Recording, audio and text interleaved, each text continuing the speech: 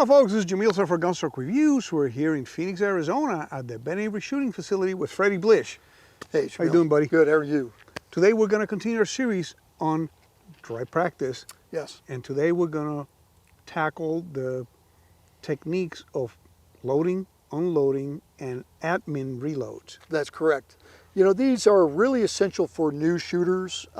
Even experienced shooters, it's good to go through this once in a while to make sure that your skill set as far as just simple, things as loading and unloading, and then doing an administrative reload, which is a reload that is really only done where you're in a training setting and you've just been on the line shooting. And there's maybe two relays. Your relay has to go back and load magazines. Well, you have a partially loaded magazine. Your other magazines were all empty, so you couldn't top off, to attack reload before you left. So the admin reload is a good way to remove a magazine from your pistol without removing the pistol from the holster, top it off, and then of course, put it back in your gun. So without removing your pistol from your holster. Exactly. Yep. Okay, yep. Great. And that's interesting because in most training facilities or situations, you are always hot. Yes. Okay. Coming from the competition side, the first thing they teach you is you need to unload. Yeah, unload and show clear when you finish shooting. So a lot of shooters out there are not accustomed to going and doing things with a loaded pistol on them. That's right. Case in point, a gun site, the first thing they tell you before you go to lunch is make your pistol the way you want to carry it.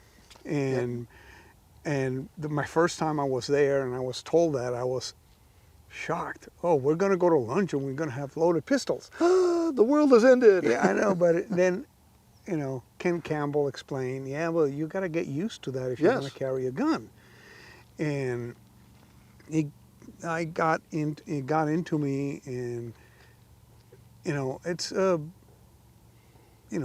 rarely do I unload my pistol, my carry pistol, unless I'm going to clean it and take 50 pounds of dust bunnies because I haven't shot it in 3 or 4 weeks, and you notice that there's dust bunnies everywhere, so you unload it, clean it up, and load it back up again and all that.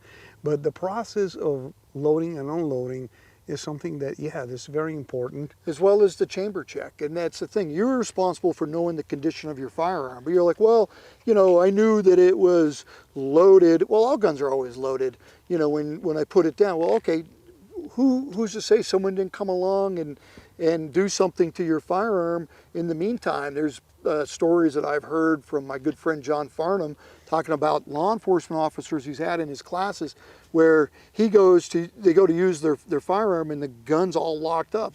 Well, they were going through that officer was going through a difficult marital time, and she was really upset at him and squirted super glue all over his gun. And he has no idea when she did it because he hadn't shot his pistol or touched his pistol other than just put it on every day.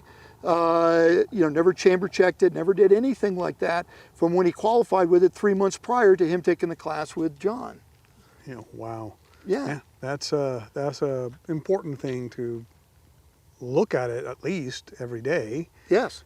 Make sure everything's kosher. Yeah. But well, Freddie, let's go ahead and do it. Let's do it. Well, again, before we start our dry practice, we got to make sure we have a condition 4 pistol. So what I want to do when I do this is I want to make sure, because we've covered pistol presentation, I want to do a good pistol presentation, then bring the pistol to my workspace, then lock that slide to the rear and verify. Because I get no training value if I do this. Did I get any training value when I did that? Whereas opposed to when I do a good pistol presentation, then bring it back to my workspace, I got 1 free pistol presentation by doing that. So now again, verifying, no round in the chamber, no magazine in the magazine wall. We're clear? We are clear. All right, the other thing that I now want to do is I want to verify that my magazines that I'm going to use to practice with they have dummy ammunition in them. Mm-hmm. So these are the really good ones with the brass or nickel case with the polymer that's in them. A-zooms, any of those are all snap caps. These are ST Action. These are definitely ones that I like using. They're very effective.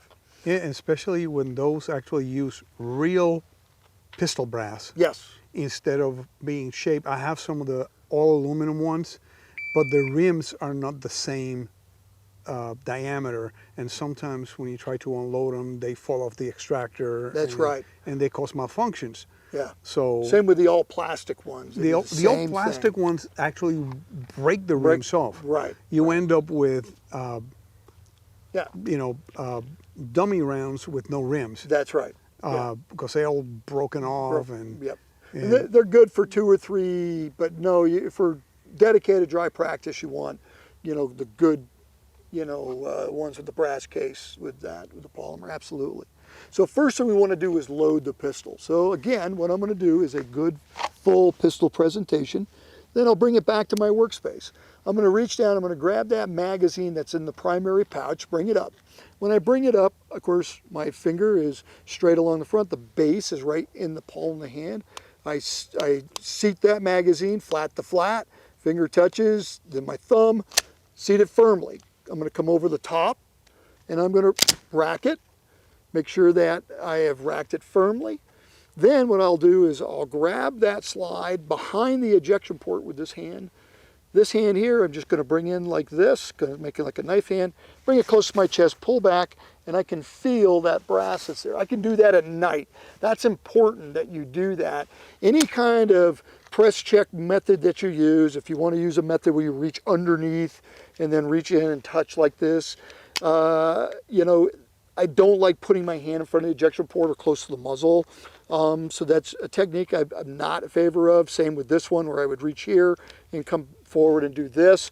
Again, my hand is getting close to the muzzle. Better if you reach back here, but whatever method that you use, you want it to be a method that you can do at night and do it tactile, where you do it by feel. I don't have to look, I can just touch. I want to be able to do it at night in a scenario where I've got, it's I pulled back too far on that one, where it's at night and I can just do it by touch. Right, now that I've loaded it, I've done a chamber check, then what I would want to do is then touch that round there. Okay, do I have a fully loaded magazine? No, because I've downloaded by 1. So that's where you would then do a tack reload, which we're going to cover in another segment. But what you're doing is you're just making sure that you've got, more rounds in the magazine. Seat it firmly. Notice I didn't spank it. I seat it firmly. Once it's seated, make sure world is safe, and then I could come back to my holster. So we've loaded the gun. Now we need to unload it. So now to unload it, again, full presentation, remove the magazine. That's the thing that feeds it. Come over the top, grab it, rack it hard, let it fall to the ground. We'll pick it up later, lock that slide to the rear, and then visually and physically inspect, making sure that we now have a condition 4 pistol. Okay, notice I didn't say unloaded, because all guns are always loaded. Mm-hmm. Condition 4, no round in the chamber, no mag in the mag well. All right, so once we've done that, then we can let the slide go forward, and then we can then holster. But hey, let's talk about that administrative reload that we did in the opening of the segment. Say that I'm training, I'm on the range, I'm training. My other magazines are now empty. I have no magazine to do a tactical reload and make sure I have a fully loaded gun before I leave the line. So I have a partially loaded magazine. All right, I go behind the line and I'm loading my other magazines, but this one's still partially loaded. One of the things you can do is what we call an administrative reload. And what I can do is I can find the magazine release with my thumb, hit it, and then pull out the magazine, top off that magazine. Once I've done that, I then push it back into the gun, but I give it a tug, make sure it's seated. Okay? If you've got a holster that prevents you from reaching the magazine release, that way you can pull the gun up slightly, but not out of the holster, hit your magazine release, reseat it, pull your magazine out, top it off, again, put it back into the gun, give it a little tug, make sure it's seated. So for a newer shooter, doing attack or doing the loading, unloading, chamber check, admin reload. Hey, those are good skills to kind of build off the range. So when you're on the range, you're going to do it safely. For experienced shooters, it's great for you, hey, to every time that you put that gun on, you know, hey, I'm going to do my chamber check. I'm going to make sure that, you know, I got a round in the chamber, I got a fully loaded magazine in the gun. Okay, now I can holster it, and I can now know when I carry it, I'm safe, and that it's loaded.